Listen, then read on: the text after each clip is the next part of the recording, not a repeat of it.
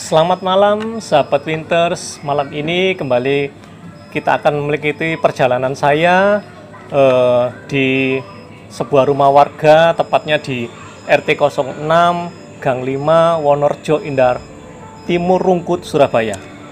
Kali ini kita akan mewawancarai seorang ibu rumah tangga yang dibilang sukses dalam kehidupan kesehariannya.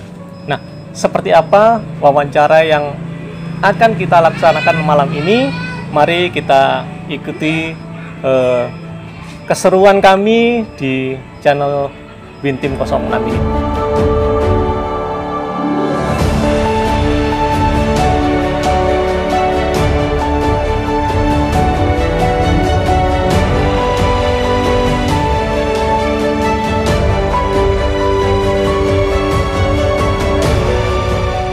Selamat malam Mbak Yuni. Selamat malam Pak. Saya manggilnya Mbak aja ya, biar lebih akrab. Karena jenengan juga masih kelihatan masih muda. Meskipun boleh dibilang ibu-ibu ya. Gini, malam ini memang spesial, kita akan mewawancarai para serikandi-serikandi yang bisa menginspirasi banyak wanita, terutama di kampung RT 6 Wonorejo Indah Timur ini. Ini gini Mbak, saya melihat kan jenengan memulai buka usaha toko ini ya. Iya. Kira-kira sudah berapa lama toko ini berdiri, Mbak? Sekitar 2 tahun. Baru 2 tahun berjalan ini ya? Iya, Oh baru gitu. 2 tahun. Nah, kenapa sih kok ada keinginan jenengan untuk membuka usaha toko ini? Kan saya lihat Pak Adi sendiri seorang yang sukses nih. Terus ngapain sih kok susah-susah harus membuka toko? Mungkin ada hal-hal tertentu yang menginspirasi jenengan untuk membuka toko ini, apa Mbak? Jadi dulu saya itu kan seorang pekerja Pak, Iya. yang biasa menghasilkan uang sendiri. Oke, siap. Nah, sekarang karena berhubung sekarang punya putra, Nggih. 2 putra, jadi tidak memungkinkan saya untuk kerja di luar. Oh gitu. Itu yang Alasan pertama ya. Yang kedua, pada prinsipnya saya itu ya memang tanggung jawab seorang istri adalah suami. Iya, siap. Karena saya pingin menghasilkan sendiri. Oh gitu. Ingin menghasilkan sendiri, makanya saya berpikir kenapa enggak di rumah Ya. sambil ngomong anak tapi juga menghasilkan seperti itu. Oh seperti itu. Ya itu akhirnya saya coba-coba untuk buka toko ini. Oh gitu. Nah, selama kurun waktu 2 tahun ini pasti ada suka dukanya dong, Mbak. Oh ya, pasti. Nah, suka dukanya kalau boleh tahu apa tuh? Kalau sukanya ya pasti dapat penghasilan Iya, ya. dapat dari penghasilan, toko. iya. Namanya the power of receh. Jangan kita remehkan ya receh itu. The power of receh. Jadi kecil-kecil nanti lama-lama jadi bukit. Yes. Katakan gitu, Pak. Yes. Dukanya yaitu yang pasti kita harus putaran uang itu Perputaran tadi. uang ya. Jadi gimana caranya kita putar uang itu untuk pula, untuk beli pulsa, dan untuk pula sembako, mana pula jajan. Kebetulan saya kan di sini serba ada Pak. Oh. Jadi kebutuhan pokok Ada. mulai dari beras dan telur, pokoknya kebutuhan pokok itu. Yang kedua ada pulsa. Oh pulsa juga. Oke. Pulsa, air, terus Air maksudnya air minum air isi ulung isi juga ulang ada. itu, Oh ya. gitu. Sama snack-snack anak-anak. Oh, Jadi saya bervariasi ya. tiap hari saya harus mencatat untuk stok yang habis, stok ini. Jadi tiap hari kulaan. Ya itu susah payahnya di situ. Jadi harus membagi waktu antara pekerjaan rumah, anak saya, dan juga kulaan. Yang pasti itu. Terus yang dukanya lagi itu tidak semua konsumen itu ada yang jujur. Oh, ada yang gitu ya? Oke. Ada yang ya itu tadi resikonya di situ. Jadi banyak yang ada kadang yang bilang pernah ada selain snack ada juga rokok itu 1 slop hilang. 1 slop? Iya. Wow, itu nggak hilang namanya. Ya itu. Nah, Dukanya di situ. Nah, dari cerita Mbak Yuni tadi, dukanya ya ngeri juga ya sampai Ya, kehilangan itu. itu Bagaimana resiko. menyikapinya, Mbak? Maksudnya Mbak Dini ya sebagai manusia, secara manusia pasti marah kan. Tapi nggak mungkin langsung dilontarkan ke dengan apa sikap yang ekspresif atau gimana. Itu gimana, Mbak, menyikapinya? Kalau ada konsumen yang tanda kutip mencuri, itu kan kita nggak ngerti Pak. Kebetulan saya memang nggak pasang CCTV, jadi saya nggak bisa apa ya, Memantau ya, menuduh menuduh ya, oke. satu-satunya orang. Ya akhirnya ya gimana lagi, ikhlas. Ikhlas. Seperti itu. Ya. Mungkin flashbacknya saya ke belakangnya, ke depannya harus lebih hati-hati itu aja. Gitu. Pernah nggak Mbak Yuni mendapati customer yang menjengkelkan? Ini beda dengan yang mencuri loh ya. Ya, Menjengkelkan dalam arti kata cerewet gitu. cerewet. Ya ada yang cerewet, ada yang tiba-tiba datang itu terus ada yang mukanya masam, kalau ditegur sapa nggak mau pokoknya uring-uringan. Pernah nggak seperti itu, Mbak? Ya pernah Pak. Lah. Namanya kita penjual itu kan, apalagi seperti saya kan nggak penjual online, jadi offline. Offline, oke. Jadi tiap hari ganti-ganti orang yang beli, ada yang lucu. Itu yang menghibur ya. Tetangga saya itu namanya Mr. Blakon, itu lucu tuh orangnya. Mr. Blangkon, wah menarik sekali ini.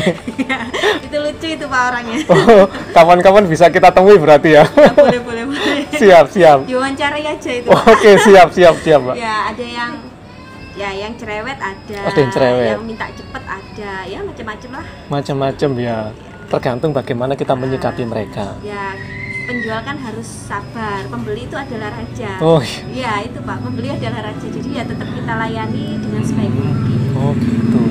Nah, perbedaannya dulu ketika Mbak Yuni bekerja ikut orang dengan sekarang membuka usaha sendiri, kira-kira perbedaannya gimana, Mbak?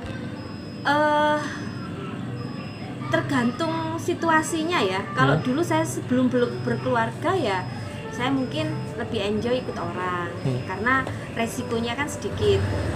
Tapi karena saya sekarang berkeluarga, punya tanggung jawab anak yang harus saya urus, ya saya lebih enjoy di rumah. Gitu Di rumah tapi tetap menghasilkan. Ribet nggak, Mbak? Maksud saya gini ribetnya, ketika kita tahu kan di masa-masa pandemi seperti ini, anak-anak kan sekolah juga online lah, terus jenengan harus mengurus rumah tangga, harus membuka usaha toko, itu mengatasinya gimana, Mbak? Dengan senyuman atau dengan amarah? Itu banyak amarahnya. Banyak amarahnya karena ya membagi waktunya kan nggak seperti dulu. Kalau dulu anak-anak sekolah udah saya bisa ngerjain yang lain, yang pekerjaan rumah sambil menjaga toko gitu ya. Tapi sekarang itu kan kompleks. Saya gimana harus menjaga rumah, membersihkan rumah, menjaga toko, daring. Jadi membagi waktunya itu cukup ribet ya. Jadi agak-agak capek. Tapi ya dinikmati aja. Dinikmati aja, iya. Dinikmati. Benar, Mbak. Apapun yang kita kerjakan asalkan dengan hati, ya pastilah tulus terus dengan hati, semuanya bisa berjalan dengan baik dan lancar.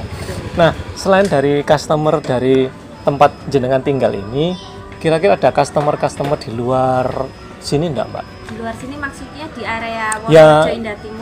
Maksudnya enggak di Gang 5 ini, misalkan di gang lain, orang-orang lain yang karena sesuatu hal kok mereka tertarik untuk beli di sini. Ada juga sih, cuma memang kenal dengan saya. Kenal itu, rata-rata yang kenal ya? Ya teman sekolah anak saya kebetulan yang nggak tinggal di sini, di area Wonorejo Selatan. Misalkan saya punya produk apa yang mungkin lagi diskon, jadi dia lagi butuh, saya WA, dia ambil ke sini. Oh gitu, oke. Menarik juga ini rupanya ya, Mbak ya. Terus gini, ada rencana enggak kira-kira untuk ini kan sudah mulai banyak ya saya lihat ya, sudah mulai sukses mengembangkan usaha yang lebih besar lagi. Ya. Atau cukup ini aja untuk ya sebagai hobi, sebagai sambil nyambi anak-anak sambil gimana? Kalau kedepannya mungkin pinginnya kedepannya memang buka usaha, tapi mungkin nggak toko. Tapi untuk saat ini karena masih anak saya masih kecil-kecil, jadi mungkin saya pending dulu. Masih pending ya? Ya, saya pending sampai mungkin siap Benar-benar untuk siap mereka, gitu ya. ya untuk mereka mandiri. Rencana saya ingin buka usaha lain. Oh gitu. Terus di masa pandemi ini kira-kira masyarakat daya beli mereka gimana, Mbak? Menurun atau? Kalau daya beli di toko Tinggi. saya sih sama seperti pada umumnya. Oh, Mungkin jadi karena nggak yang berpengaruh begitu signifikan ya? Oke. enggak. Karena yang saya jualkan memang sembako Nggih, ya sembako. Pak. Sembako yang pasti diperlukan, dibutuhkan untuk tiap hari. Jadi ya tetap laku sih. Tetap laku ya. Tetap laku. Nah, ini untuk mengakhiri pembicaraan kita, Mbak. Menarik sekali ya. Jenengan ini sudah bilang bisa dikatakan sukses ya sebagai seorang Sri Kandi, sebagai ibu rumah tangga bisa, pengusaha juga oke. Nah, ada tips-tips enggak untuk mereka-mereka yang karena efek pandemi ini kan jenengan tahu sendiri, banyak orang-orang di PHK, terus banyak-banyak toko, kantor tutup. Ada tips-tips enggak bagi mereka untuk penyemangat mereka bahwa jangan menyerah dalam kondisi seperti ini? Gimana, Mbak? Betul. Jadi bekerja atau berkarya itu tidak serta-merta kita serahkan sepenuhnya kepada kepala keluarga atau suami. Sebenarnya kita bisa menjadi teamwork dalam arti perempuan sekarang ini nggak seperti dulu ya. Sekarang itu emansipasi wanita. Jadi kita bisa memberdayakan kreativitas kita. Dalam arti misalkan kita nggak bisa buka toko, kita punya keahlian, misalkan pinter masak, kita apalagi sekarang kan banyak online, jadi Gojek, GoFood itu sudah banyak. Itu aja kita pasang aplikasi, punya keahlian masak, sudah manfaatkan apa yang ada pada diri kita gitu ya. Oke. Pasti menghasilkan. Gimana kita mau berusaha atau kita mau punya ide kreatif, nggak ada sayang untuk dicoba. Yang penting jangan pernah menyerah dalam segala situasi. Siap. Oke, terima kasih Mbak buat ulasan, buat percakapan kita malam ini, sangat menginspirasi sekali, terutama buat para ibu-ibu, para ladies, para wanita ya. Salah satu karena jenengan kan ini Sri Kandi.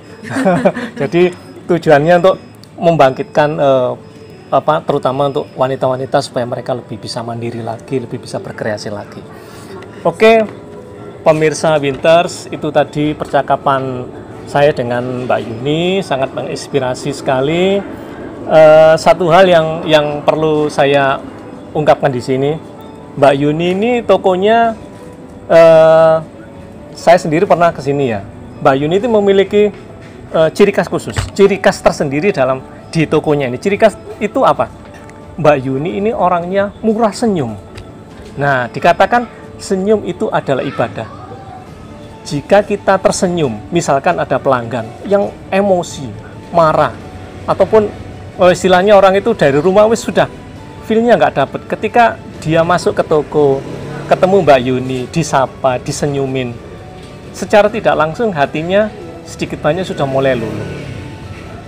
Tuhan akan melihat kita ketika kita tersenyum, bisa memberikan istilahnya dampak positif ke orang tersebut. Maka berkat dari Tuhan yang tidak kita ketahui akan diberikan bagi orang tersebut.